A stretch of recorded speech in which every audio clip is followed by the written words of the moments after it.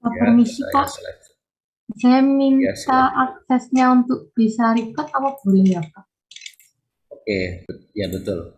Akses record untuk siapa Clarissa, nama? Clarissa ya, ya Kak. ketua kelas. Clarissa. Oke, co-host untuk recording. Nah, Makasih silakan di Kak. record. Kita punya tugas ya kemarin itu. Iya Kak, tugas kelompok itu. Sudah diupload ya. Sudah Pak. Oke, thank you. Recording Ya, in progress.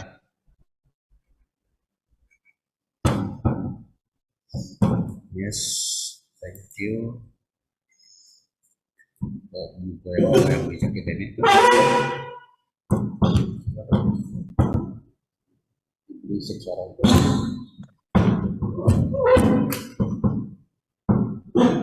Apalah.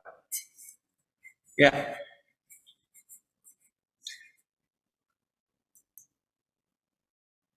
ya.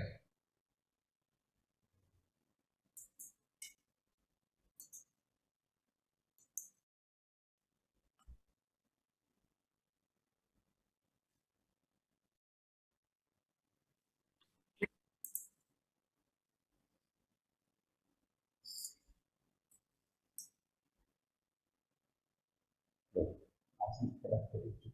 Saya udah tenang.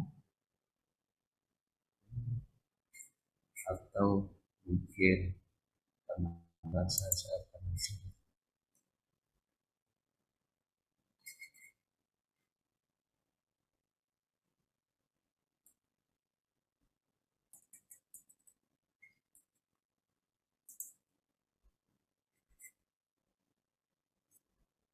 Oh ini ya kan PowerPoint tadi.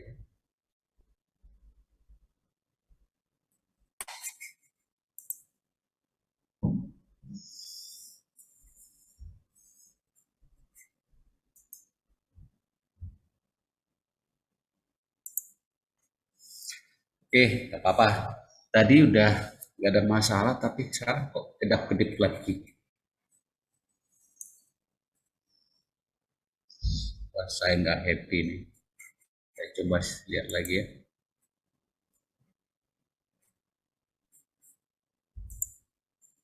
Share screen.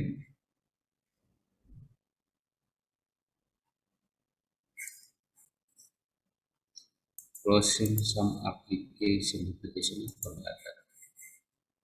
Oh, mungkin ini nih. Kita tutup dulu.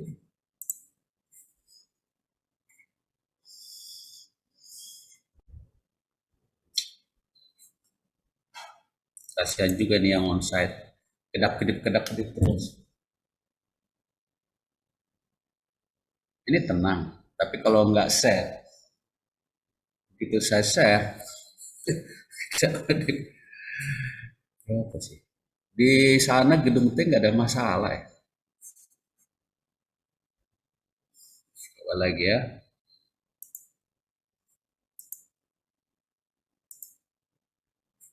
Atau ini apa ya? Oke.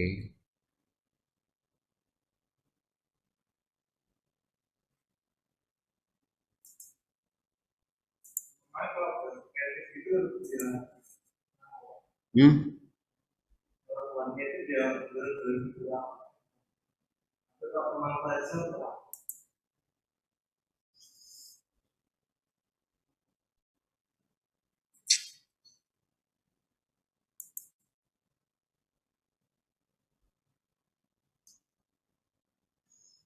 Slide share.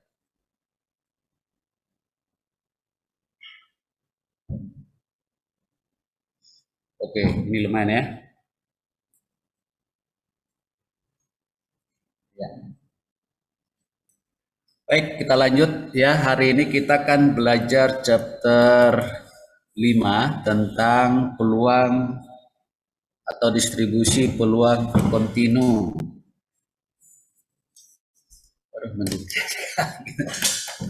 Punya kertas nggak? Bisa ganjal nggak? Kalau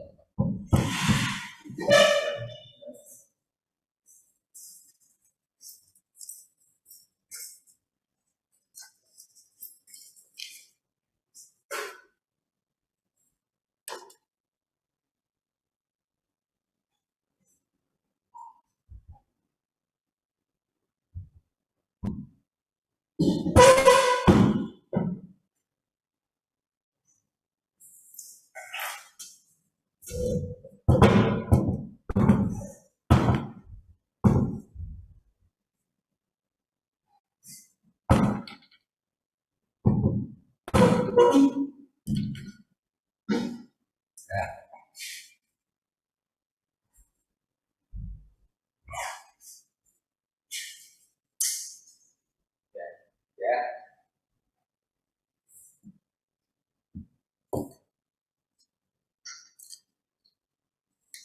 Baik,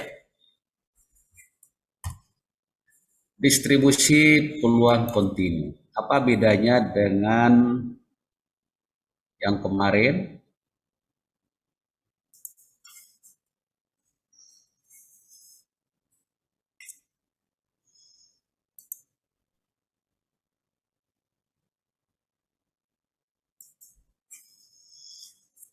Kalau kemarin minggu lalu kita bicara distribusi peluang diskrit ya.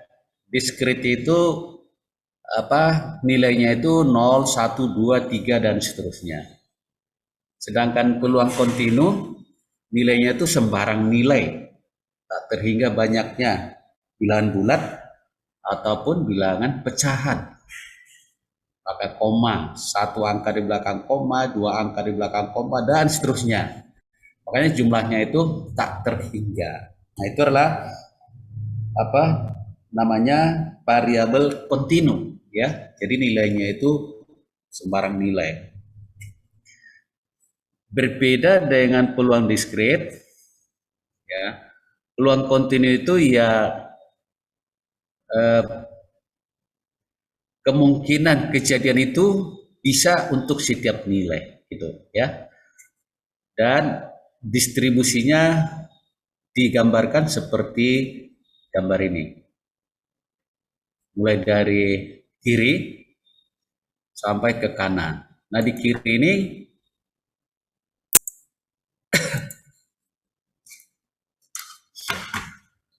ini ya, mana di kiri? Ini terus sampai ke kiri sampai minus tak berhingga. Sedangkan sampai ke kanan ini nanti sampai plus tak berhingga. Nilainya, oke, nilai mu atau sering juga disebut ini nilai rata-rata populasi. Ini sumbu X ya. Jadi X itu nanti bisa plus tak berhingga dan minus tak berhingga.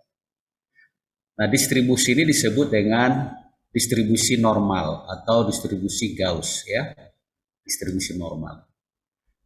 Peluang kontinu itu ada beberapa distribusi ya sebenarnya. Ada yang pertama adalah distribusi normal baku ya. Ada distribusi T, ada distribusi F, ada distribusi chi square ya. 1, 2, 3, 4. Kita usahakan hari ini kita bisa mempelajari semuanya ya. Nah, distribusi normal baku atau Gauss itu ada rumusnya ya. Rumusnya ini seperti ini. Berbeda dengan distribusi peluang diskrit. Kalau peluang diskrit itu kita bisa menghitung peluang untuk satu nilai ya. Berapa peluang X sama dengan 5? Bisa. Tetapi di peluang kontinu itu tidak berlaku. Kenapa? Karena rumus peluang kontinu itu rumusnya lihat integral ya. Integral itu artinya apa? Mulai dari A sampai B ya. Integral A sampai B. Kalau di sini integral minus tak berhingga sampai A. Jadi kalau digambarkan di sini, misalnya A-nya di sini gitu. A di sini. Minus tak berhingga di sini. Oke.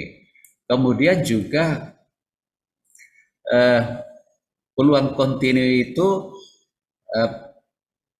bisa kita hitung peluang adalah apabila diketahui 2 titik ya. 2 titik apakah minus tak berhingga sampai A atau A sampai B, bisa seperti itu ya. Misalnya A sampai B. Artinya itu apa? Itu adalah luasan ya, luasan. Jadi peluang distribusi normal batu itu kita harus tahu 2 titik minimal ya. Yang bukan minimal, harus ada 2. Jadi nanti peluangnya itu misalnya antara A dan B. Kalau ini kan minus tak berhingga sampai A misalnya gitu. Hanya di sini ya. Maka luas area yang dibatasi ini sampai tak berhingga ini, itulah hasil integral dari rumus ini. Dan luasan inilah yang disebut dengan peluangnya. Jadi dalam distribusi kontinu, menghitung peluang itu adalah menghitung luas area yang dibatasi oleh 2 titik dan kurva itu sendiri. Ya, jadi rumus ini adalah menghitung luasan dari minus tak berhingga sampai titik A. Itulah rumusnya. Rumusnya cukup rumit ya. Di sini ada V itu adalah bilangan 3,14, ada E bilangan natural 2,718 sudah ditentukan, ada mu ya, mu itu adalah rata-rata populasi ya. Kemudian ada sigma, ini standar deviasi populasi juga. Nah, peluang itu rumusnya adalah ini. Kenapa pakai N? Karena dia menggambarkan peluang distribusi normal, makanya N. Tapi N kecil ya, dalam kurung X, mu, sigma. Jadi peluang itu bisa kita hitung apabila tiga-tiganya ini diketahui.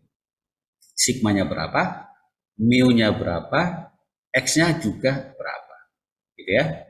X itu adalah itu tadi peluang atau kejadian X itu bisa kita hitung peluangnya berapa. Oke, rumus ini rumit, tetapi nggak usah pusing karena nanti pada akhirnya juga kita akan menggunakan tabel distribusi ya, sama seperti distribusi binomial, distribusi Poisson, rumusnya rumit, tetapi dengan menggunakan tabel kita bisa menghitung peluang dengan mudah ya. Nanti ada tabelnya ini namanya distribusi normal batu. Sorry ya, tulisannya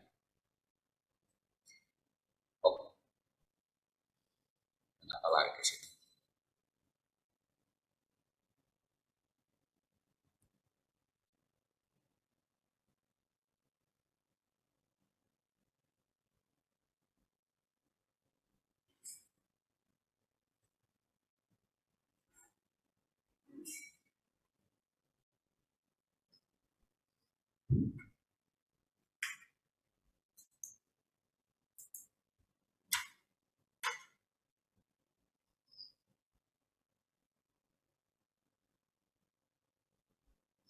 Dari kedip-kedip lagi.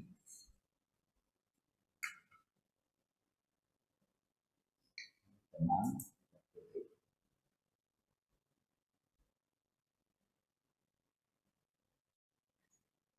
Oke, tapi kalau saya hide, kenapa jadi tidak kedip? Hide.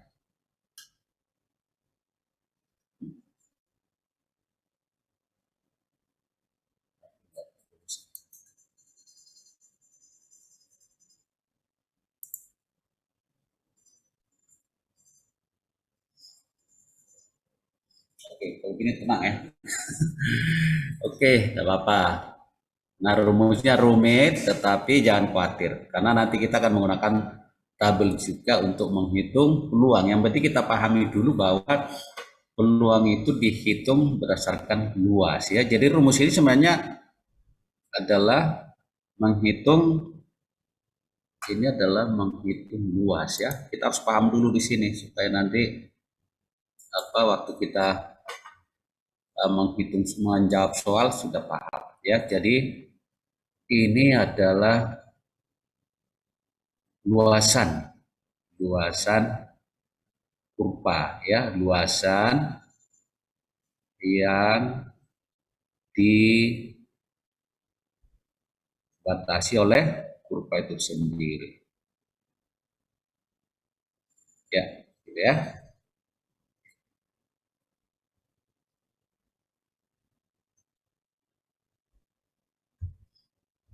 Next adalah ini distribusi peluang itu tadi. Peluang variabel random kontinu bernilai tepat di satu titik adalah 0 ya. Jadi 0 dia di sini.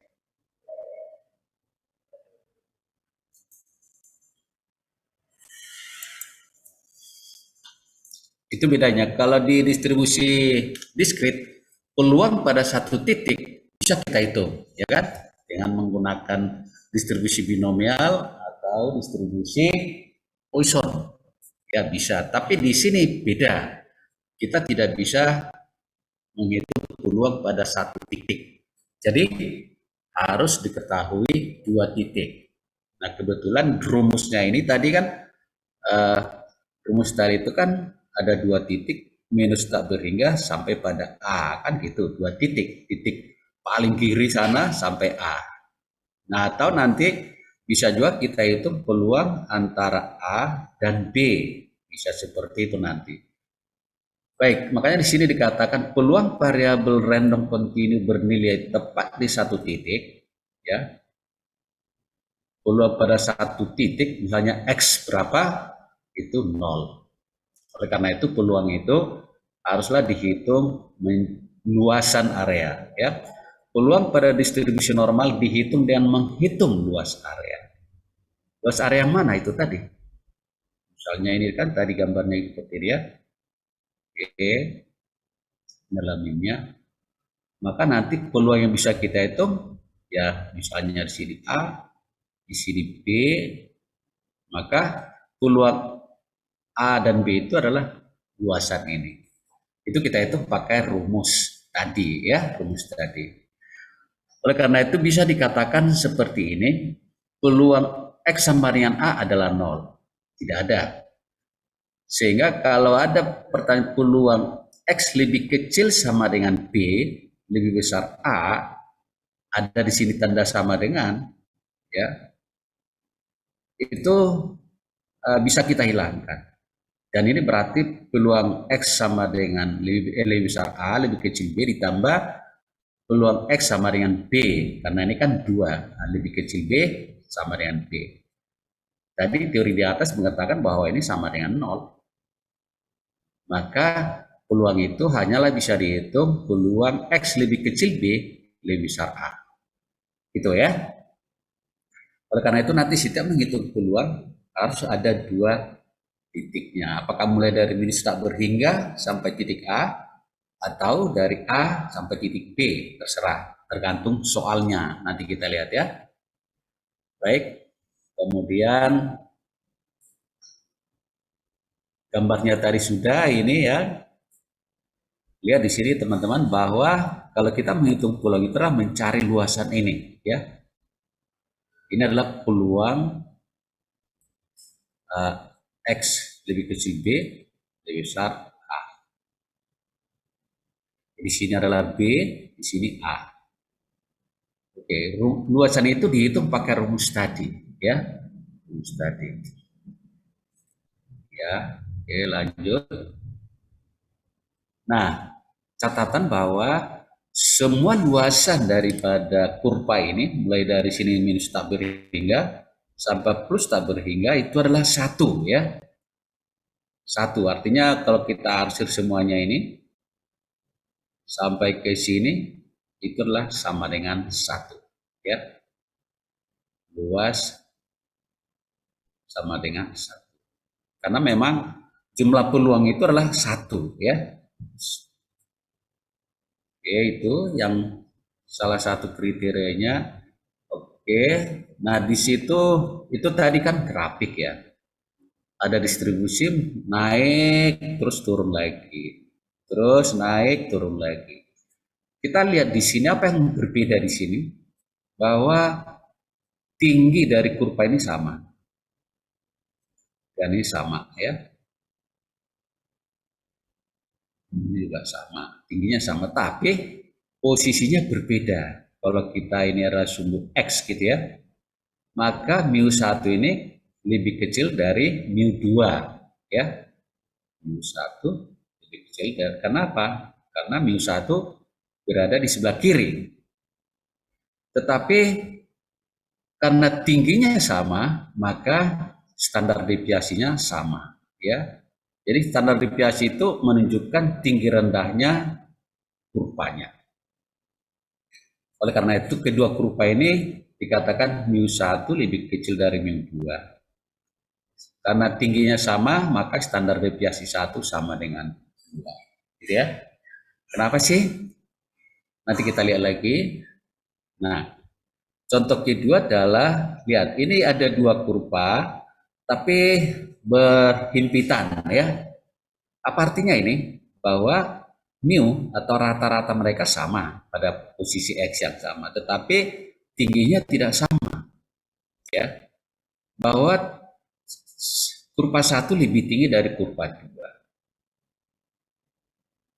Itu artinya standar deviasi 1 lebih kecil dari standar deviasi 2. Ya, kenapa? Jadi gini, tadi kita katakan luasnya harus 1 ya. Luasnya harus 1. Kita coba gambarkan juga di sini.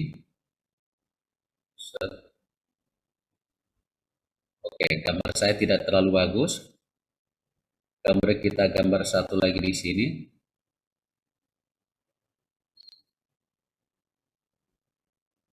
Oke, ya. Karena luasannya harus sama dengan 1, kan gitu ya. Luasannya 1, berarti kalau penyebarannya semakin jauh ke kiri dan ke kanan gitu ya, artinya semakin rendah, kan gitu ya. Supaya luasannya 1. Tapi kalau penyebaran ke kirinya lebih kecil, tapi supaya luasannya 1, dia harus lebih tinggi. Itu maksudnya teman-teman. Ya, kaku saya, tangan saya. Makanya di sini standar deviasi 1 lebih kecil dari standar deviasi 2. Jadi kalau standar deviasinya kecil, maka dia harus naik tinggi. Karena penyebarannya kecil kan itu ya. Standar deviasi itu kan menunjukkan penyebaran ya. Penyebaran data ke kiri atau ke kanan. Kalau penyebaran ke kiri ke kanan makin kecil, berarti sempit kurvanya itu, maka dia harus tinggi. Supaya apa? Supaya luasannya tetap 1. Gitu ya. Oke. Itu artinya jadi standar deviasi yang lebih kecil akan lebih tinggi, itu maksudnya ya. Oke, apalagi, oke, kita akan lihat sifat-sifat dari kurva normal itu ada 1, 2, 3, 4. Yang pertama adalah apa ini? M itu adalah, masih ingat nggak? Median, ya kan? MO, ini median, ini MO modus, sedangkan yang ini adalah mean, rata-rata ya. Nah, kurva dari distribusi normal itu median, modus, dan rata-ratanya sama, terletak di tengah ya. Itu sifat yang pertama. Sifat yang kedua adalah setangkup ya. Pada satu garis tegak, setangkup itu seperti bentuk lonceng terbalik gitu ya. Setangkup itu lonceng terbalik ya. Setangkup maksudnya lonceng terbalik. Jadi kalau digambarkan itu ya seperti lonceng tapi terbalik gitu ya. Dan pada titik di tengah ini, pusatnya di tengah ini ya. Itu artinya setangkup. Dan artinya juga apa? Lihat bahwa luasan di sebelah kiri ini, separuh sebelah kiri dan separuh sebelah kanan itu sama, luasnya sama. Kalau ini 0,5, ini juga 0,5. Dan totalnya adalah 1 ya. Sama dengan 1. Itu teman-teman. Oke. Yang ketiga sifatnya asimptotik. Asimptotik itu apa? Asimptotik itu dia menyebar ke kiri dan ke kanan sampai minus tabir hingga, tetapi tidak pernah berpotongan dengan sumbu X, ya. Jadi misalnya ini adalah sumbu X-nya adalah ini, X, kemudian kurvanya ada di sini kalau kita gambarkan, ya. Terus mendekati sumbu X, terus. Di sini juga terus mendekati sumbu X, tapi tidak pernah berpotongan. Itu artinya asimptotik, ya. Jadi tidak pernah berpotongan dengan sumbu X seperti ini. Yang keempat, luas kurva adalah 1. Udah tadi, ya. Jadi kurvanya itu biarpun dia sampai minus tabir hingga, tetapi luasnya tetap 1. Itulah, ya. Oke. Jadi peluang X lebih besar minus tabir hingga, ya di situ, sampai dengan lebih kecil plus tabir hingga di sini, itu adalah 1. Gitu, ya. Kenapa? Karena memang jumlah peluang itu harus 1.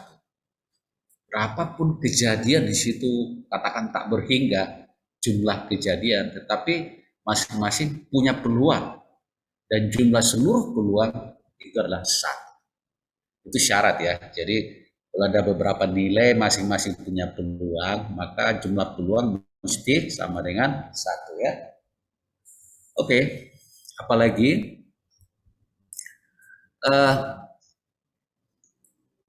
luas daerah di bawah kurva normal dibakukan. Dibakukan itu nanti kita lihat. Distribusi, dan setelah dibakukan namanya distribusi normal baku. Kenapa?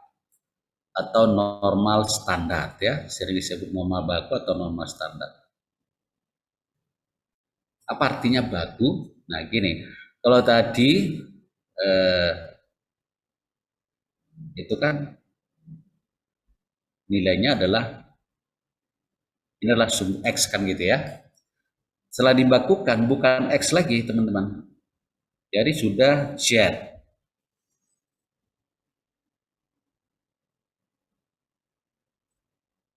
Ini adalah mu. Tapi ini sudah jadi nilai Z, ya. Kalau tadi sini X, di sini X positif, di sini X negatif gitu. Sekarang ini jadi Z positif, di sini Z negatif. Oke, apa maksudnya? Jadi bukan nilai X lagi yang dipakai, tapi nilai Z, ya. Nah, Z itu disebut dengan nilai baku, ya. Waktu pertemuan pertama kan kita udah singgung ini, ya. Z itu adalah nilai normal baku atau normal nilai baku, gitu aja, ya. Nah, gimana caranya ini membedakan ini? Adalah kalau di sini X, di sini Z, maka Z ini harus kita rubah ke Z dulu, ya. X kita rubah ke Z. Caranya gimana? Z adalah X kurang mu dibagi sigma. Itu rumusnya yang ini, ya kan? Jadi nanti hasilnya di sini apa? Kalau di sini mu rata-rata, maka di sini adalah jadi 0. Kenapa? Karena gini. Kenapa di sini mu jadi 0? Coba aja. Kalau di sini kan berarti X-nya sama dengan mu. Ya, Z kan. Kalau di titik ini, X-nya berapa? X-nya sama dengan mu, berarti apa? Mu kurang mu per standar deviasi jadi sama dengan 0. Makanya di sini jadi 0. Oke, standar deviasinya berapa? Standar deviasinya di sini jadi 1. Ya, jadi standar deviasi jadi 1. Gitu, ya, teman-teman, ya. Oke. Itu adalah tentang pemahamannya. Nah, ini gambar merah ini adalah bagaimana kita mencari peluang dalil sama dengan mencari luasan. Jadi misalnya ini adalah A, ini adalah B, ya. Maka caranya gimana? Pakai rumus integral tadi, tapi jangan khawatir, kita menggunakan tabel nanti, ya. Coba kita lihat-lihat apa sih, ini saya ambil dari PPT-nya buku yang lain untuk membantu kita memahami. Jadi kurva normal itu seperti ini. Ini adalah theoretically kurva extend to minus tabel hingga ke kiri, theoretically secara teoritis, dalam prakteknya enggak. Sedangkan ke sini adalah minus plus tabel hingga, gitu ya. Yang ini titik tengah ini adalah rata-rata, mean, median, dan mode, ya, semua sama. Dan tinggi rendahnya itu menunjukkan apa? Standar deviasi, ya. Itulah menunjukkan tinggi rendah. Oke, kita lanjut lagi. Apa bentuknya? Bell shape, bentuk lonceng, ya. And has a single peak, mempunyai puncak satu itu tadi. Arithmetic mean, median, and mode sama. Oke. Total area satu sudah tadi, ya. Apply symmetrical, kiri dan kanan sama, itu artinya. Asymptotic, tidak pernah berpotongan dengan sumbu X, gitu. The location of normal distribution is determined by mean. Lokasi grafik itu ditentukan oleh rata-ratanya. Semakin besar rata-rata, dia semakin ke kanan. Ini dia. Coba kita lihat. Sama seperti yang jelaskan tadi. Ini lihat, ini posisinya sama, berada pada titik di sini, rata-rata modus median. Ada tiga, satu yang biru, hijau, merah. Yang membedakan mereka adalah tingginya, ya. Semakin tinggi itu artinya standar deviasi semakin kecil. Coba kita lihat di sini, yang paling tinggi ini standar deviasinya 3,1, yang ini 3,9, yang ini 5,0. Jadi memang kenapa harus begitu, Pak? Iya, kalau standar deviasinya tinggi berarti dia menyimpang jauh ke kiri dan ke kanan. Kalau dia penyimpangannya jauh, penyebaran jauh ke kiri kanan, karena luasannya harus tetap satu, maka dia lebih rendah. Itu aja. Tapi kalau penyimpangan standar deviasi kiri kanannya lebih kecil, berarti dia penyebaran kiri kanan lebih kecil, maka dia harus lebih tinggi supaya luasannya tetap satu. Oke, gitu ya. Nah, kalau seperti ini apa? Standar deviasinya tidak sama, jadi gini, ini sama dengan yang, enggak persis sama, ya. Ini posisinya berbeda, karena apa? Nilai rata-ratanya beda, ini 2, ini 2,1, ini 2,18. Jadi dia rata-rata semakin besar semakin ke kanan. Ini apa artinya? Rata-rata berbeda, tapi standar deviasi sama. Makanya tingginya sama semua, ya, tingginya sama. Oke, itulah tentang sedikit. Nah, ini ada penjelasan lain, sudah tadi kita bahas, ya. Nah, yang menarik di sini adalah kadang kita ditanya X, ya. Kalau Z diketahui berapa X, ya tinggal dibolak-balik aja, di rumusnya menjadi seperti ini. X bisa dicari dengan, ya, mu ditambah Z kali standar deviasi, gitu ya. Nah, kurva normal itu bentuknya seperti ini, teman-teman. Nanti kita akan saya tunjukkan juga kurva yang tabel sebenarnya. Tabel distribusi normal baku itu bentuknya gini. Ada nilai Z, kolom paling kiri adalah nilai Z. Yang paling atas juga nilai Z. Jadi dua-dua ini adalah nilai Z, ya. Nilai Z, lihat. Cuman caranya adalah kalau yang kolom kiri ini adalah nilai Z sampai satu koma di belakang, satu angka di belakang koma, ya. Satu angka di belakang koma. Jadi angka kedua itu mesti nol semua, ya. Lihat, ya. Nah, kemudian di sini adalah angka kedua di belakang koma. Angka kedua di belakang koma. Misalnya nih, kita punya nilai Z minus 2,41, ya. Maka di sini yang kita lihat adalah minus 2,4 dan di sini 0,01. Jadi di pertemuan ini dengan ini menggambarkan Z adalah minus 2,41. Gitu, ya. Nah, untuk apa ini? Nanti kita akan ketemu nilai peluangnya di sini, ya. Gitu. Oke. Kalau seperti ini apa artinya? Oke, ini adalah peluang apa? Z lebih kecil 2,02. Dari mana 2,02? Lihat. Ini adalah 2,00, di sini 2,02. Berarti pertemuan ini dengan ini menghasilkan Z 2,02. Oke. Artinya apa? Di tabel kita dapatkan 0,9782. Ya. Ini adalah menggambarkan apa? Ini menggambarkan luas, ya. Kemudian ini juga menggambarkan peluangnya. Oke. Nah, kalau ini kita gambarkan berarti apa?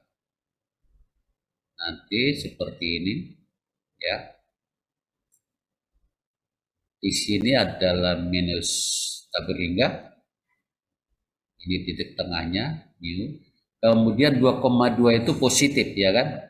Ini kan Z, ya. Z positif, katakan di sini deh. Jadi kalau kita tarik garis ke sini, sorry, maka 0,9782 itu adalah luasan ini. Semua ini adalah, ya, ini adalah Z 2,2, 2,02 tadi. Sedangkan ini minus tak berhingga. Nah, ini adalah luasannya itu sama dengan 0,9782, ya. Luasan, dan ini sama juga dengan peluang, ya. Peluang apa? Peluang X minus tak berhingga sampai 2,2. Gitu ya. Jadi nilai yang di tabel ini adalah nilai kumulatif mulai dari minus tak berhingga sampai titik tertentu. Ya, kalau ini apa artinya nih? Misalnya ini 0,0228 ini peluang apa ya Pak kira-kira? Kalau ini saya rumuskan adalah ini adalah peluang X lebih kecil minus, ya kan? Minus 2,00 dan lebih besar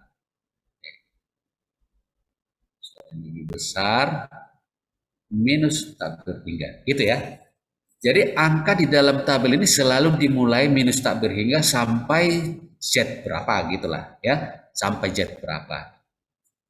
Misalnya yang ini adalah peluang apa, ya? Kalau kita cepat ini adalah peluang Z, ya, bukan X, sorry, Z, sorry. Ini adalah peluang Z lebih kecil 1,00 dan lebih besar minus tak berhingga. Selalu begitu. Itulah isi tabel karena dia kumulatif. Pertanyaannya nanti bagaimana kalau kita disuruh menghitung antara A dan B. Jadi bukan minus tak berhingga. Sama waktu minggu lalu kita belajar binomial kan kumulatif, ya. Jadi mulai dari 0 sampai 3. Itulah isi angka di tabel. Yang ini juga begitu. Tapi di sini bukan 0. Minus tak berhingga sampai titik A. Itulah isi tabel itu. Nah, jadi isi tabel ini adalah kalau dia mencari kurang dari, misalnya gitu ya, langsung isi tabel. Tapi kalau ditanya lebih dari, nah, padahal yang di tabel itulah kurang dari. Terus kalau lebih dari gimana? Ya ingat, satu kurang angka tabel, gitu aja. Kalau antara A dan B, bukan tabel hingga, A dan B, maka di sana kita akan cari dua nilai tabel. Kalau Z-nya A, berapa angka tabelnya? Kalau Z-nya B, berapa angka tabelnya? Maka peluang A dan B adalah angka tabel B dikurang angka tabel A. Sama kayak binomial yang minggu lalu, ya. Nanti kita akan lihat contoh soalnya. Oke. Nah, ini apa? Saya lewatin supaya tidak bingung karena berbeda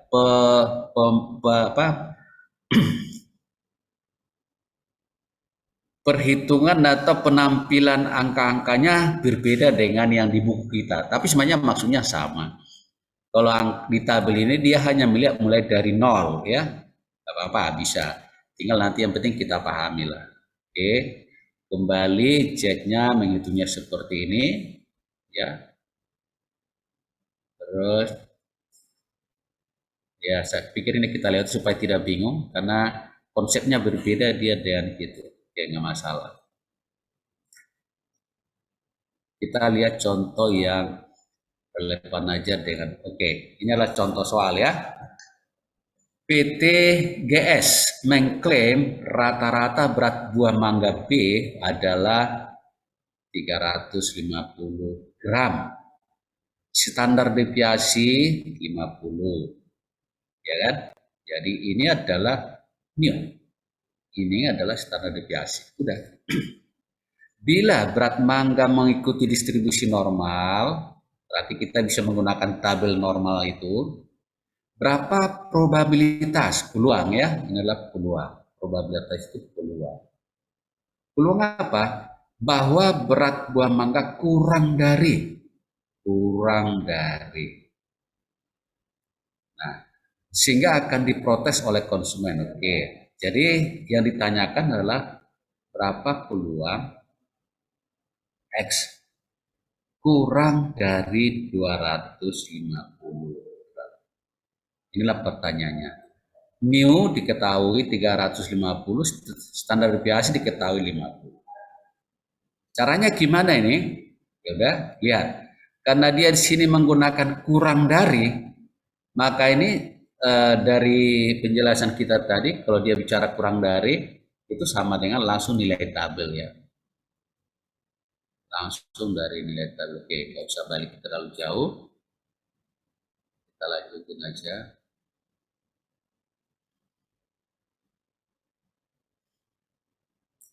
Nah, kurang dari itu apa? Itu nanti langsung dari nilai tabel, tapi Z-nya harus dihitung dulu. Kalau X 25, nah untuk menghitung Z gimana? Padahal di sini kan disebutkan kurang dari. Nah, menghitung Z itu adalah kita gunakan X sama dengan 250 gitu teman-teman ya, jangan bingung ya. Loh ini kan X-nya kurang dari, terus menghitung Z karena Z-nya kan gini ya, X kurang mu dibagi standar deviasi. Pertanyaannya adalah yang ditanyakan X kurang dari 250. Nah, kalau saya mau menghitung Z, pakai X yang mana? Kurang dari 250 itu kan banyak ya. Nah, pertanyaannya adalah kita pakai X itu adalah 250 langsung. Gitu ya. 250. Jadi batasnya 250. Nah, kalau kita hitung Z berarti apa dong? Jadi jangan ragu ya. Ini adalah 250 kurang 350 dibagi 50. Berapa itu? Ini adalah 100 berarti minus 2, ya kan? Gitu ya. Nah, sama ya, minus 2,00. Kemudian, terus peluangnya berapa Pak? Oke lah, Z-nya sekian. Terus kita menggunakan tabel. Tabel itu apakah menunjukkan peluang langsung? Yes, karena dia adalah peluang Z kurang dari minus 200. Artinya kalau kurang dari itu nanti ini, teman-teman. Kalau kita gambarkan ya, misalnya nih kita gambarkan distribusi normalnya seperti ini, itu. Oke, ini adalah titik tengahnya, mu-nya. Ini adalah 350 tadi. Oke, atau kalau Z itu tadi minus 2 sorry. Kalau ini pakai Z, berarti di tengah ini adalah 0 teman-teman ya. 0, tadi udah kita tunjukkan. Kemudian kurang dari Z minus 2, katakan minus 2 di sini, sebelah kiri karena negatif ya, minus 200. Oke, kita batasin dulu ini garisnya sekarang. Nah, kurang dari itu artinya apa? Ya lebih kecil dari 250. Berarti yang mana? Ya ini semua ke kiri. Ke kiri sampai ke sini. Ya, ini adalah peluang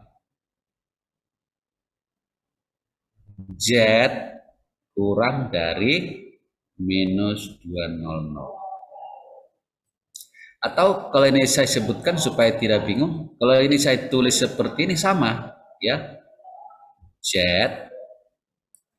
minus 2,00 lebih besar minus tak berhingga. Sama itu maksudnya, ya. Karena kurang dari itu berarti dari 2 terus ke sana sampai minus tak berhingga udah. Oke. Makanya dia langsung nilai tabel aja. Sekarang tabelnya mana? Kita coba lihat tabel ya. Kalau nggak salah kemarin saya udah ada tabel ya. Saya coba keluar sebentar dari sini supaya kita masuk ke tabelnya sebentar. Mana nih, ada nggak tabel di sini ya? Statistik.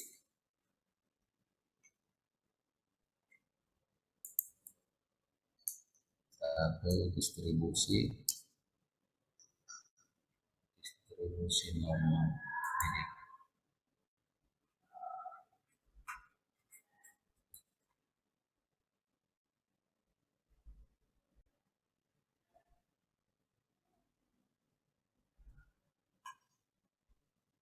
Bukan ini. Saya coba cari yang lebih pas ya. Kayaknya ada di Google Classroom kita kemarin kalau nggak salah.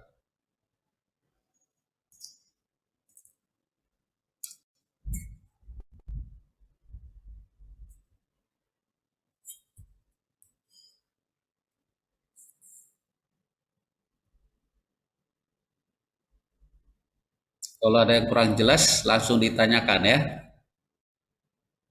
Oke.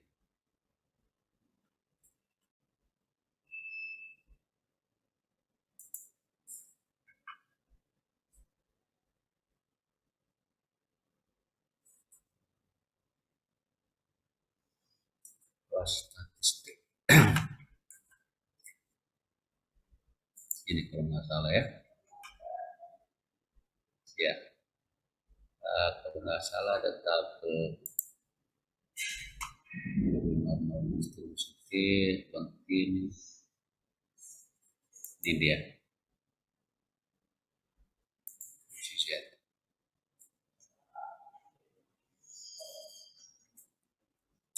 Ya, ini ya.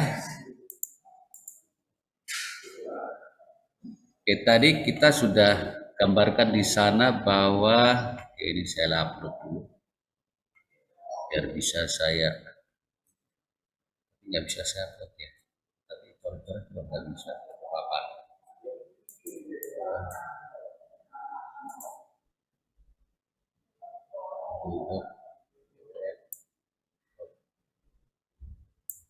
Bisa nggak ya?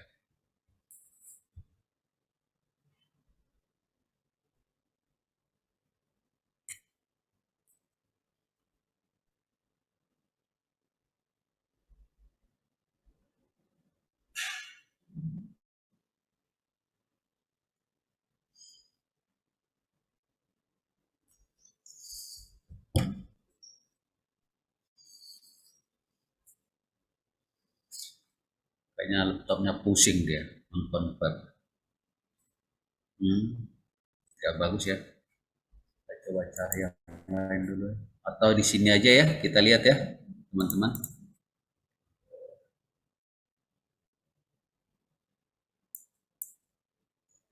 Baik, jadi tabel Z itu ini dia. Tabel distribusi normal baku ya. Di sini adalah Z sampai satu angka di belakang koma ya, koma 4, koma 3, koma 2, 0 selalu. Jadi dua angka terakhir itu selalu 0. Dan ini isinya adalah di sini. Jadi angka 2 di angka kedua di belakang koma di sini ya. Jadi kalau kita mencari berapa peluang Z minus 3,09, ya udah di sini 300 minus 09-nya di sini, itu aja ya. Gampang. Tapi kenapa nggak bisa saya ganti?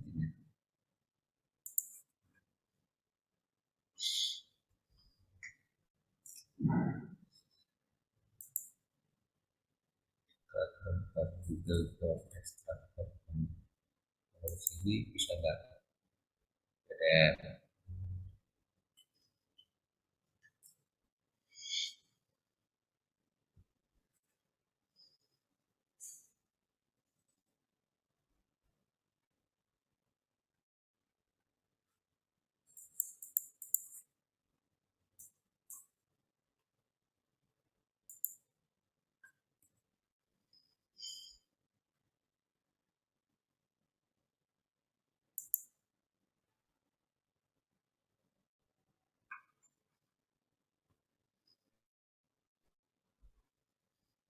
Nggak bisa saya oret-oret, jadi saya coba tampilkan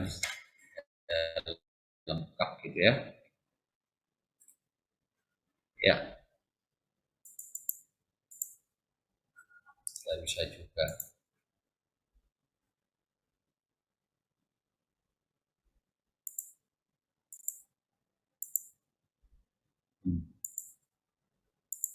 Terlalu ribet ini komputernya, banyak sekali apa.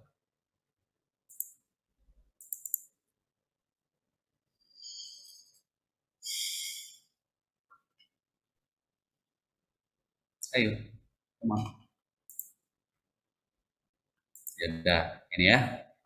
Kita coba besarin. Ya. Ini dia tabel distribusi normal baku. Oke.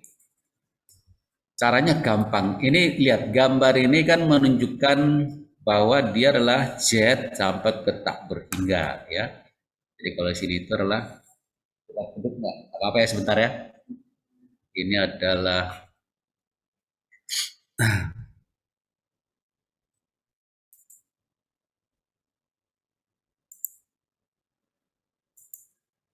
ya. Ini kumulatif. Dia kan di sini bicara kumulatif, teman-teman. Kumulatif itu apa maksudnya? Penjumlahan dari kiri sampai ke Z ya. Kumulatif itu maksudnya mulai dari minus tak berhingga sampai ke nilai Z ini. Jadi luasan inilah yang ada di tabel ini gitu teman-teman. Oke, jadi kalau kita mau mencari peluang peluang misalnya apa, Z lebih kecil, katakan minus 2,43 ya. Itu artinya apa? Karena lebih kecil, maka itu kalau kita gambarkan distribusinya begini ya. Sini adalah 0, kemudian minus 2-nya di sini misalnya minus 2,43, tapi karena dia bicara lebih kecil maka isi tabel itu artinya kita ditanyain mengenai peluang atau mencari luasan ini udah. Nah, karena bentuknya ini dengan ini sama, berarti itu sama dengan nilai tabelnya langsung. Jadi 343 2 apa tadi? 243, cari 24 minus ya, sama 3-nya di sini, berarti ini dia 0,0075 ya. Jadi ini sama dengan 0,0075 karena yang ditanyakan lebih kecil dari. Kalau misalnya ditanyakan peluang Z lebih besar dari 2 minus 2,43 itu berapa? Ayo.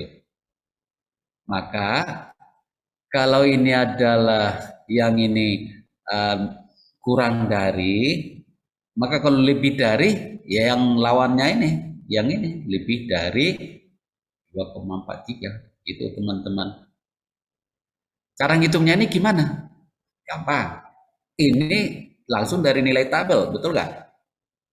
Totalnya semua harus 1. Berarti yang ini adalah 1 kurang. Berarti itu sama dengan 1 kurang. Ini berapa tadi? 0,0075. Itu aja. Gampang kan? Jadi 0,9825. Udah gitu. Itu adalah cara menggunakannya. Kalau ada pertanyaan misalnya gini, Pak, kalau ditanya misalnya peluang Z lebih kecil 3,40 dan lebih besar 1,20. Jadi ada dua titik A dan B. Gimana mencarinya? Caranya adalah gini. Jadi logikanya gini teman-teman, bahwa kalau kita gambarkan gitu ya, dua. Yang pertama adalah kita cari ini titik tengahnya. Kalau Z-nya 3,40, berarti nilai tabelnya berapa? Ya ini, nilai tabelnya adalah ini. Itu berapa? Lihat aja, 3,40 mana? 3,40 di sini. 3,40 berarti 9997 kan gitu ya. Ini adalah 997. Nah, satu lagi yang harus kita cari adalah untuk apabila Z-nya 1,2. Ya, kalau 1,2 itu nilai tabelnya mana? Ya ini juga. Nah, cuman tadi kan yang tadi di sini, ya. Yang di sini, nah nilai tabelnya ini berapa? 1,2, mana 1,2? Ini 1,28849. Ini adalah 0,88. Oke, jadi artinya apa? Untuk menghitung peluang ini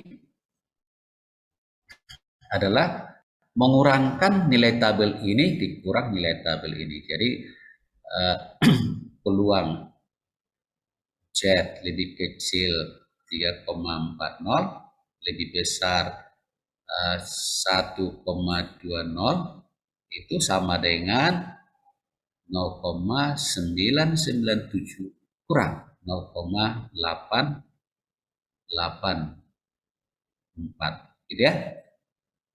Berarti sama dengan, ya kurangkan aja 0,1103 gitu.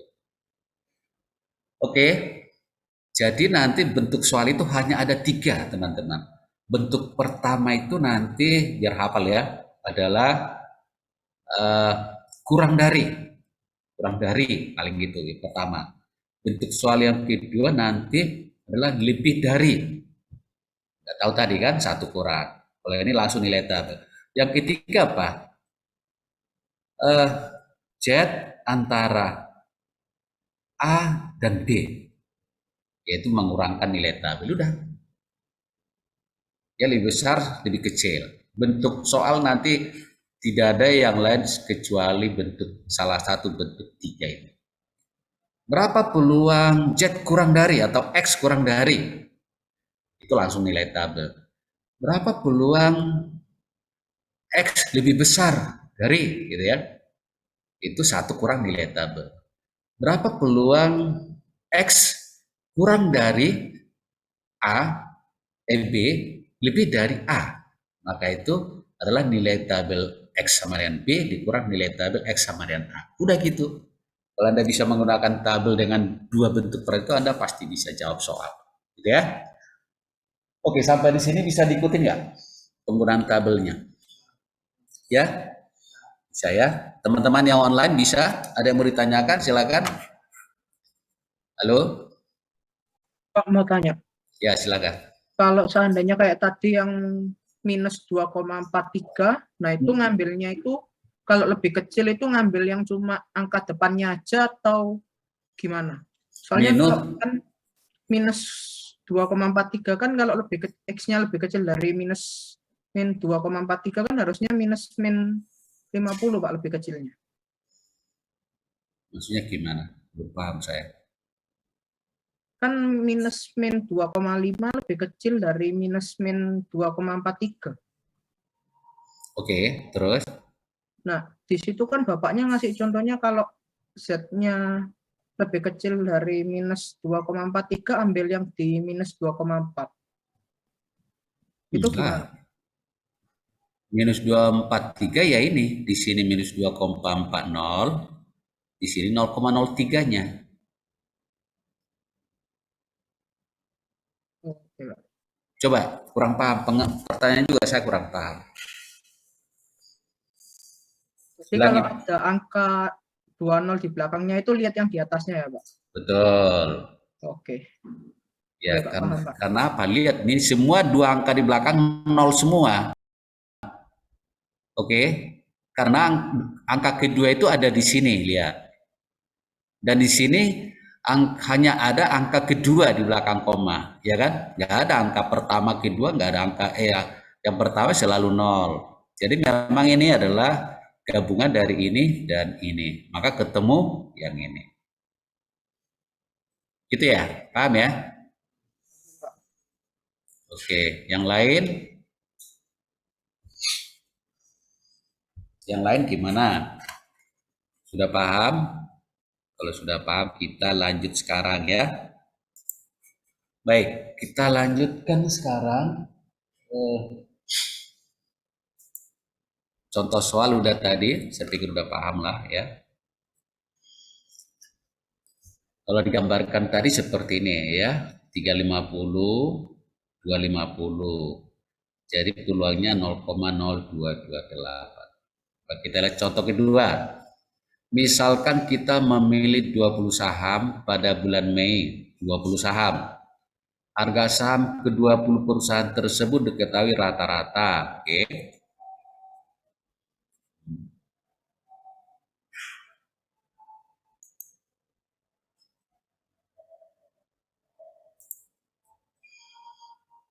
Nah, ada 20 saham, rata-rata udah langsung ditunjukkan di sini kan 2.500. Standar deviasi ini udah, ini adalah sigma.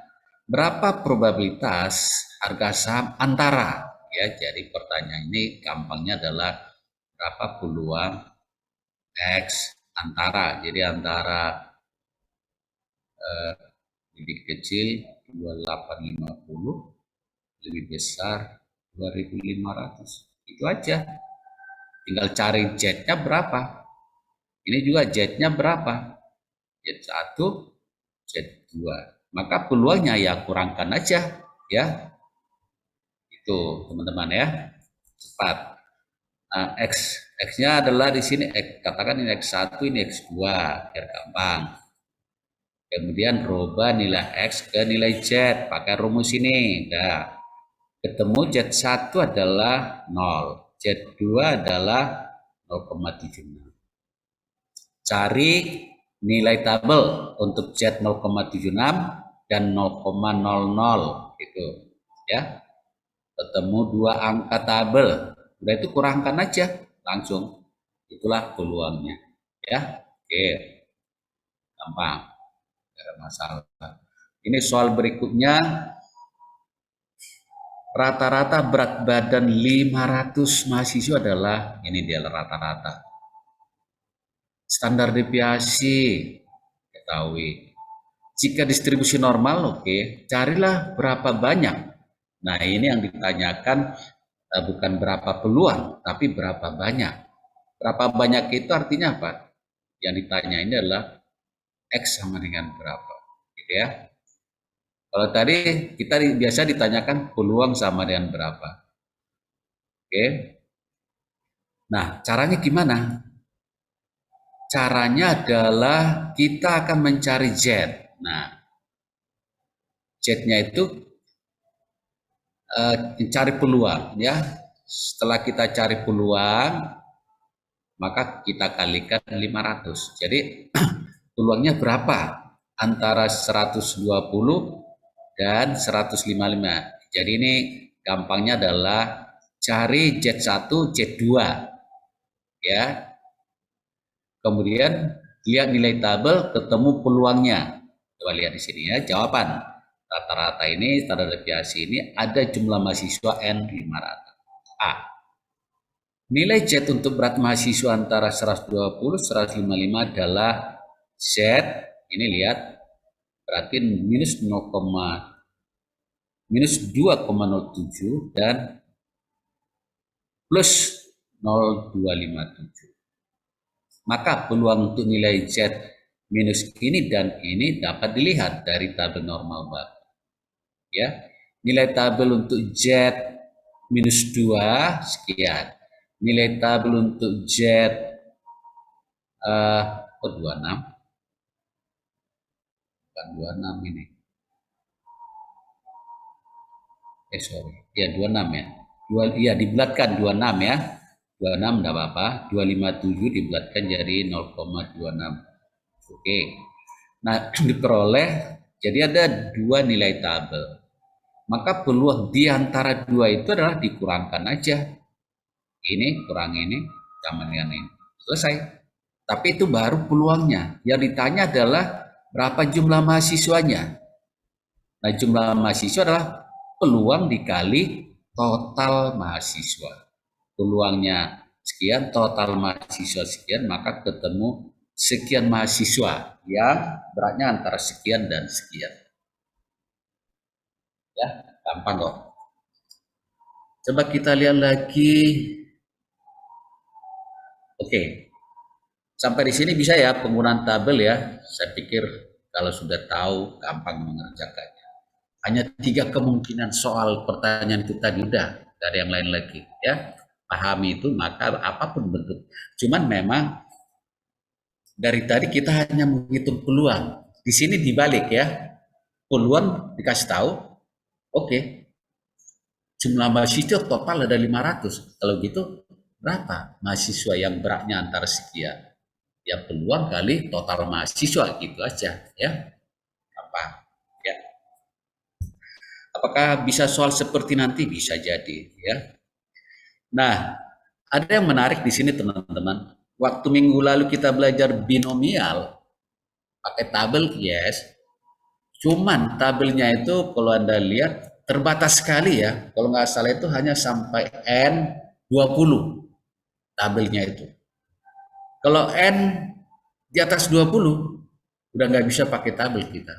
Harus pakai rumusnya itu. Tapi itu pusingnya setengah mati. Nah, peluang kontinu bisa digunakan untuk menghitung peluang binomial ya. Tapi ini pendekatan, bukan hasilnya persis sama enggak, pendekatan saja ya. Nah, misalnya kalau N-nya 50, kemudian hitunglah peluang binomialnya, maka itu tidak akan ada di tabel. Kita akan bisa menggunakan pendekatan peluang kontinu. Caranya apa? Gampang. Yang penting kalau peluang kontinu itu kan kita bisa tahu nilai Z-nya berapa, itu aja. Z tahu, peluang bisa kita cari di tabel. Nah, jadi sini yang ditunjukkan adalah kalau ada soal peluang binomial tapi N-nya besar, bisa kita gunakan pendekatan peluang kontinu. Caranya hitung Z-nya dari data yang diperoleh ya. Seperti di sini kalau peluang binomial kan dikasih tahu berapa N-nya, sampelnya. Kemudian berapa X-nya yang akan dihitung peluangnya, peluang sukses dan peluang gagal. Nah, dengan diketahui ini kita bisa menghitung nilai Z. X kurang NP dibagi akar NPQ gitu ya. Nah, karena pada distribusi peluang kontinu nilai peluang tepat pada satu titik adalah 0. Jadi kalau peluang binomial, peluang pada satu titik itu bisa kita hitung. Tetapi pada peluang kontinu tidak bisa. Terus gimana? Maka kita melakukan faktor koreksi. Ya, faktor koreksi. Faktor koreksi itu apa? Kita kurangkan nilai paling rendah, kita koreksi dengan mengurangkan 0,5 dan nilai paling tinggi kita tambahkan 0,5 juga. Jadi misalnya berapa peluang antara 20 sampai 50 misalnya gitu, maka kita akan katakan, kita akan gunakan distribusi normal kontinu, tetapi X1 bukan 20, tetapi 19,5.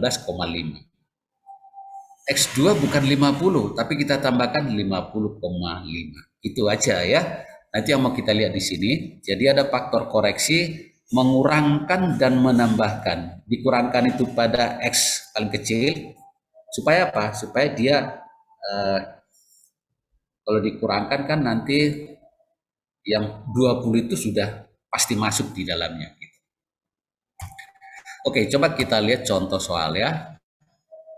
Ini soalnya agak panjang tapi nggak apa-apa. Mudah-mudahan bisa diikuti. Contoh, seorang mahasiswa mengerjakan tes mata kuliah. Tes tersebut terdiri dari 50 soal dengan 4 pilihan ganda. Oke, pilihan ganda itu artinya apa? Ada 4 pilihan ganda berarti apa? Masing-masing punya peluang seperempat, seperempat, seperempat. Jadi peluang suksesnya hanyalah seperempat karena satu jawaban yang benar ya. Oke, nilai minimum kelulusan adalah 60. 60. Jadi kalau dari 50 soal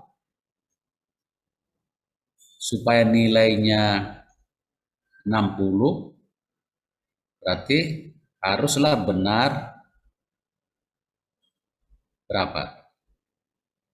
30 kan gitu ya. Supaya apa? 30 per 50 kan 60 ya.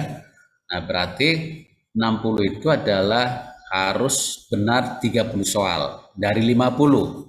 Jadi 30 dari 50. Berapa peluang bahwa soal yang benar itu adalah lebih besar 30 kurang dari 50. Antara 30 dan 50. Kenapa? Jumlah soal adalah 50. Maka nanti X1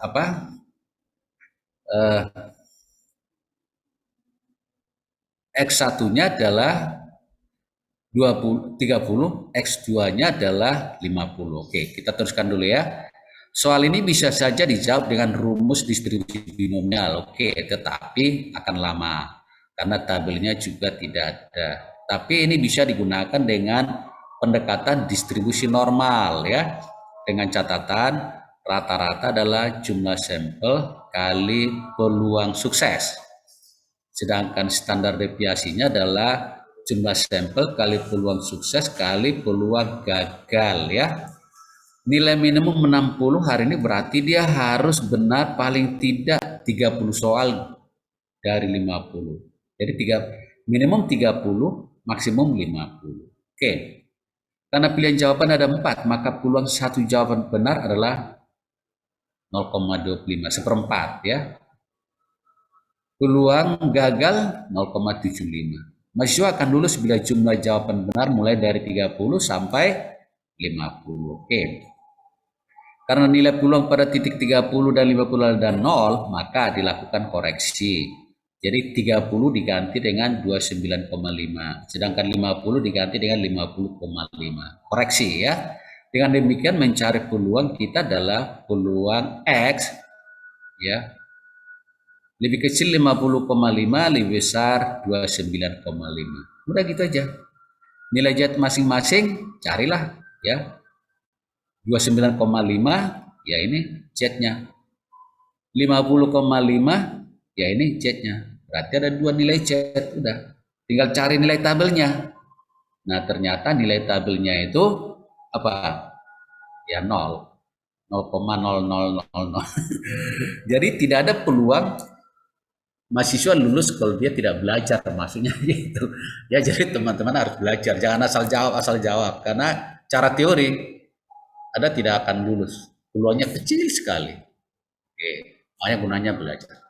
Oke, itu contoh penggunaan pendekatan distribusi normal baku menghitung peluang distribusi binomial ya. Apakah ini akan ada dalam soal, Pak? Pernah keluar soal ya, tapi tidak selalu. Mudah-mudahan semester ini keluar juga, tapi kan Anda sudah paham. Coba kita lihat lagi, ada lagi yang namanya dalil limit pusat. Oke, apa itu dalil limit pusat? Oke, dalil limit pusat itu kurang lebih gini, teman-teman, bahwa tadi kan kita selalu bicara diasumsikan distribusi memenuhi distribusi normal baku. Diasumsikan. Pada faktanya, data-data yang ada di kehidupan kita ini tidak selalu mengikuti distribusi normal. Tidak selalu, ya. Tidak selalu. Kadang distribusinya ada yang begini, ya. Ada yang begini juga, miring ke kanan, miring ke kiri. Normal itu kan simetris gitu ya, seperti lonceng. Tidak selamanya seperti itu. Tetapi ada sebuah teori yang menyatakan bahwa kalau ada distribusi data, walaupun dia tidak normal, tapi kalau dilakukan resampling, resampling itu maksudnya apa? Katakan ada 1000 data gitu ya, dan bentuknya nggak karu-karuan. Kemudian dari 1000 itu kita mengambil sampling misalnya 100. Secara acak diambil 100, dihitung rata-ratanya. Oke, rata-rata pertama sekian. Acak lagi, ambil lagi 100 lagi. Rata-rata kedua sekian. Terus sampai begitu, sampai seterusnya. Pada akhirnya dia katakan, pada akhirnya rata-rata dari resampling tadi itu akan membentuk sebuah distribusi normal. Oleh karena itu setelah dilakukan itu, maka dia bisa menggunakan pendekatan distribusi normal. Tapi yang berbeda adalah bahwa standar deviasinya itu berubah, ya. Standar deviasinya menjadi standar deviasi dibagi akar n, itu aja. Nah, oleh karena itu apabila ada sebuah distribusi data yang tidak mengikuti distribusi normal baku, maka kita bisa hitung nggak itunya, menggunakan rumus distribusi normal. Bisa, dengan catatan z-nya tidak, kalau tadi kan z-nya, kalau tadi karena kalau distribusi normal ya, kalau normal tadi kan dia z-nya adalah x kurang mu dibagi standar deviasi, kan gitu ya. Nah, dengan dalil limit pusat z-nya berubah. Z-nya adalah apa? X rata-rata. Jadi X rata-rata itu adalah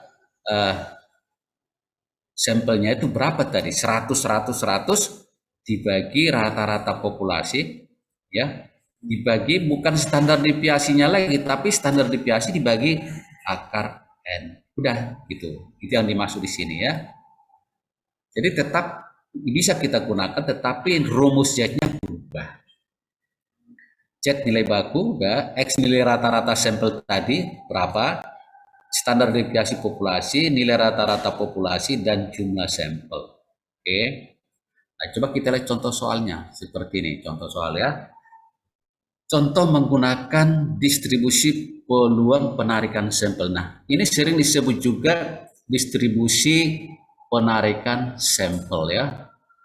Distribusi penarikan sampel adalah distribusi peluang suatu statistik mengikuti dalil limit pusat. Makanya nanti kalau Anda skripsi, Anda meneliti sebuah populasi, tetapi apakah semua populasi Anda teliti?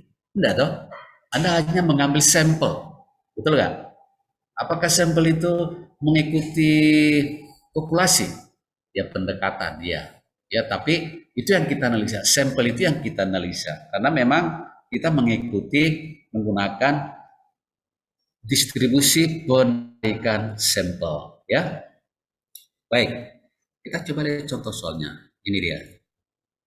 Sebuah perusahaan eksportir kulit mengekspor kulit ya, olahan dalam jumlah sangat besar, berarti populasi. Standar produksi perusahaan menjamin formaldehid, kandungan formaldehid zat kimianya ya, rata-rata 24 mg per kilogram dengan standar deviasi oke diketahui. Jadi ini apa, rata-ratanya 24, oke, standar deviasinya 5. Berapa peluang dari 35 kg sampel? Nah, ini kan yang rata-rata ini adalah populasi ya. Ini adalah populasi. Sedangkan di sini kita bicara sampel, 35 sampel. Oke. Jadi sampel ini adalah X, rata-ratanya adalah 35. Ya, diambil didapati kadar, bukan X, sorry. Ini adalah N, bukan X. Salah ini ya. N adalah 35, sedangkan 22 ini adalah X-nya. X rata-rata adalah 22. Oke. Nah, berapa peluang ya bahwa kandungan formaldehid kurang dari ya, jadi peluang kurang dari. Maka nanti kita akan menghitung X kurang dari 22. Itu bisa dihitung, bisa. Menggunakan tabel distribusi normal, iya. Hitung Z, yes. Tapi Z-nya rumusnya berbeda ya. Maka kita pakai rumus Z tadi adalah X rata-rata dikurang mu dibagi standar deviasi populasi dibagi akar N. Itu ya. Jadi langsung aja. 22 kurang berapa? Kurang 24, ya kan? Dibagi standar deviasinya berapa? 5 per akar dari N-nya 35, ya kan? Ketemu Z-nya berapa? Z-nya ini minus 2,30. Udah, kita cari nilai. Nah, pertanyaannya karena dia bicara kurang dari, berarti itulah menggunakan lebih kecil dari. Ini artinya apa? Ya, ini sama dengan langsung nilai tabel gitu aja ya. Seandainya dia bilang lebih dari, maka ini 1 kurang nilai tabel, gitu aja ya. Gampang. Oleh karena itu ditanya apa? Berapa peluang? Nah, peluangnya adalah dari tabel 0,00089. Kecil ya. Gitu. Paham sampai di sini, bisa ikutin? Bisa ya, gampang kok kalau diikutin. Baik, apalagi dalil limit pusat juga berlaku jika sampel random berukuran N diambil dari populasi hingga berukuran N dengan pemulihan. Nah, pertanyaannya adalah apa? Bagaimana kalau standar deviasi tidak diketahui, standar deviasi populasi tidak diketahui? Atau juga bagaimana kalau sampelnya kurang dari 30. Nah, ini ada di statistik ya, ahli statistik bilang kalau E-nya kurang dari 30 ya, distribusi normal baku itu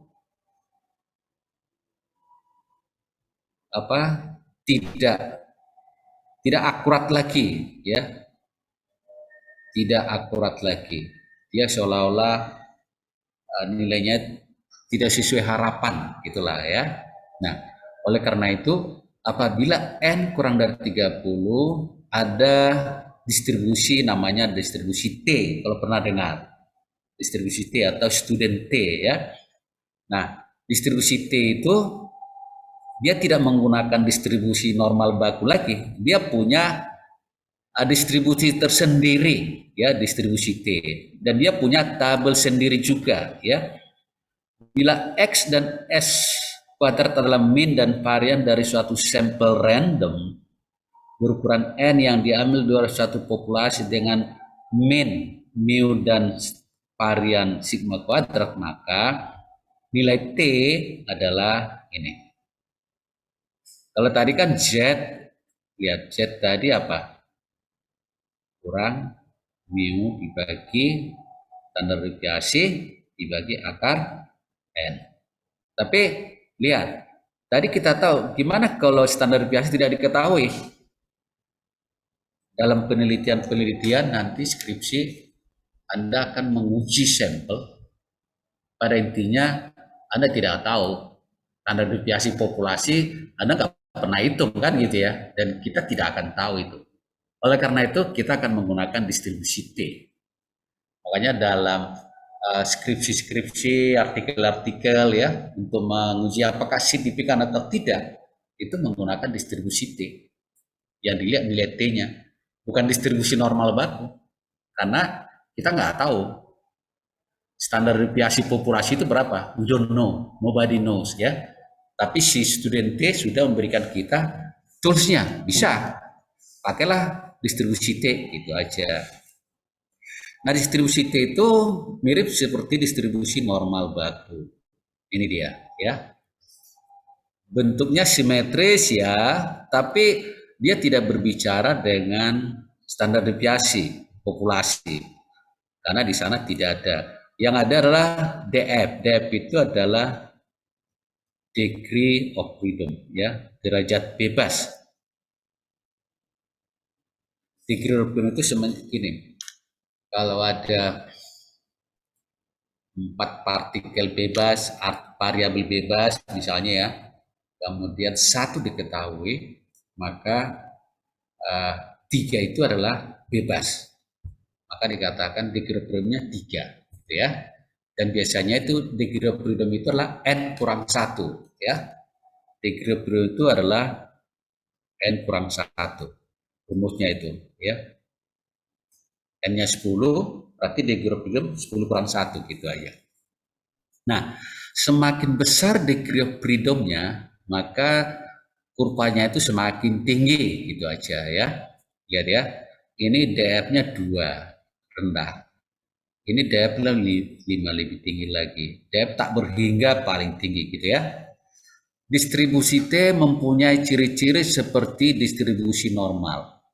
Ciri-cirinya sama, setangkup, simetris, asimptotik, dan sebagainya.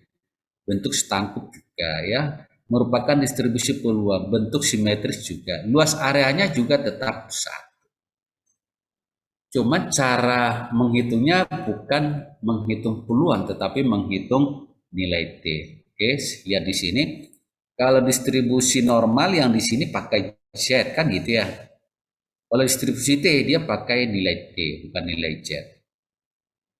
Nah, kita bisa menghitung peluang juga dan nilai T. Jadi kalau distribusi T itu yang dihitung nanti nilai T sama dengan berapa, juga peluangnya sama dengan berapa, sama.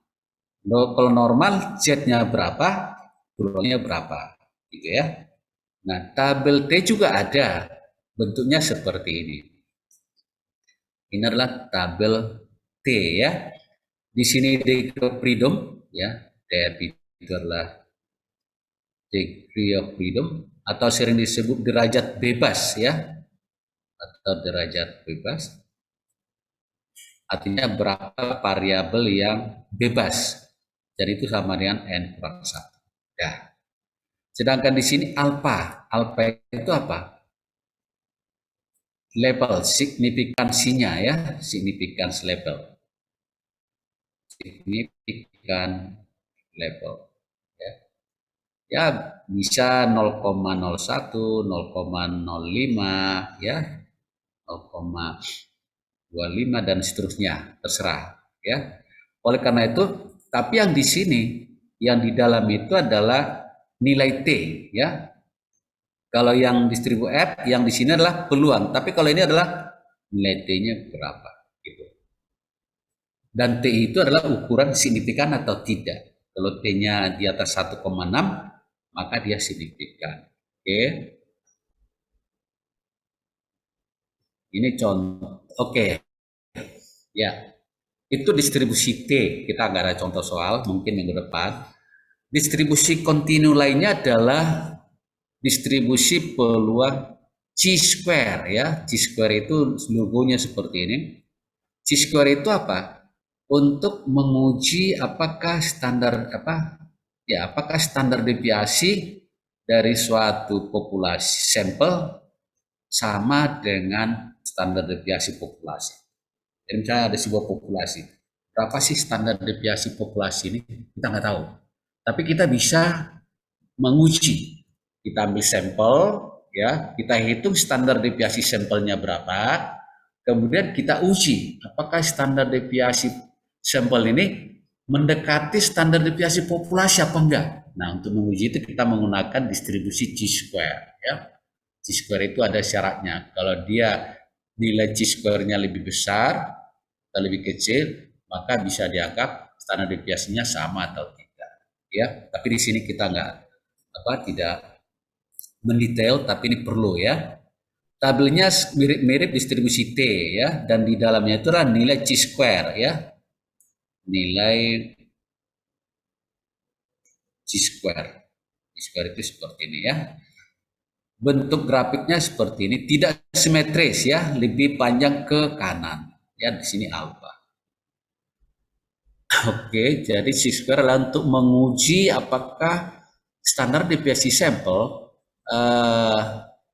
mendekati standar deviasi populasi. Oke, satu lagi adalah distribusi F. Ini juga masuk dalam distribusi normal ya, distribusi kontinu. Beda dengan kalau chi-square itu tadi adalah menghitung standar deviasi satu populasi. Kalau distribusi F menghitung apakah standar deviasi dua populasi sama atau berbeda ya.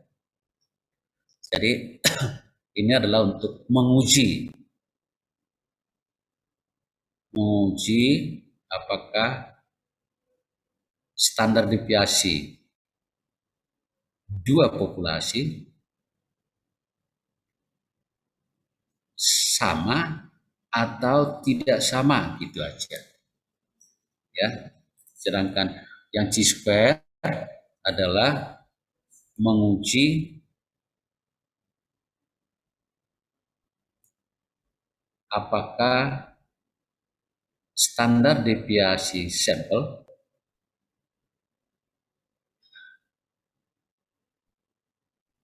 dan populasi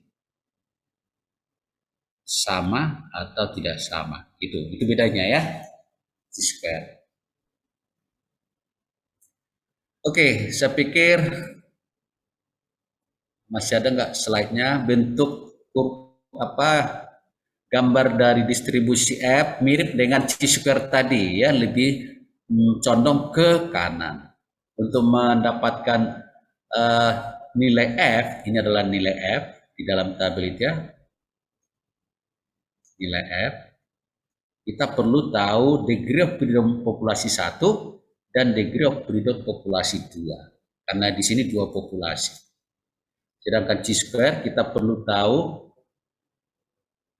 degree of freedom sampelnya dan signifikan levelnya. Udah gitu aja ya. Oke, saya pikir itu slide terakhir ya. Ya, habis slide-nya. Nah, hari ini kita sudah belajar distribusi peluang kontinu ya. Ada 4 distribusi normal baku dengan tabel Z-nya, distribusi T, tapi kita tidak mendalam di sini minggu depan, dengan tabel distribusi T-nya, distribusi chi-square dengan tabelnya juga, dan distribusi R 4 ya. Tapi sampai hari semester nanti kita akan banyak sampai distribusi T ya. Chi-square dan F ada tapi sedikit nanti. Nah, distribusi Z itu apabila kita mengetahui standar deviasi populasi, rata-rata populasi. Kalau enggak, kita nggak bisa gunakan. Distribusi T kalau kita tidak tahu standar deviasi populasi. Dan kalau jumlah sampelnya kecil, kurang dari 30. Nah, chi-square adalah untuk menguji dari sampel itu standar deviasinya berapa. Kemudian kita tanya, apakah standar deviasi ini sama dengan standar populasi? Uji chi-square. Uji F dari dua populasi, gitu, kita membandingkan apakah standar deviasi populasi 1 sama atau tidak sama dengan standar deviasi populasi. Itulah kegunaan dari masing-masing distribusi peluang kontinu tadi. Dan ke depan Anda akan banyak menggunakan. Untuk pertemuan-pertemuan berikutnya kita akan berbicara banyak tentang distribusi peluang kontinu sampai regresi nanti, sampai korelasi. Oke, slide saya seperti itu. Ada yang mau ditanyakan? Dan ketua kelas siap-siap untuk absensinya ya. Tugas di sini. Kamu aja yang buat QR code-nya ya. Iya, Saya Pak. tutup presentasi saya. Saya Yang izin untuk ya, Lihat Yang screen, single Pak. device silakan dilapor ya. Oke, teman-teman nanti setelah selesai ngabsen boleh leave ya, karena materi kita udah selesai, dan sampai ketemu kita minggu depan. Terima kasih atas perhatiannya. Semoga bisa memahami ya. Tuhan memberkati kita selalu dalam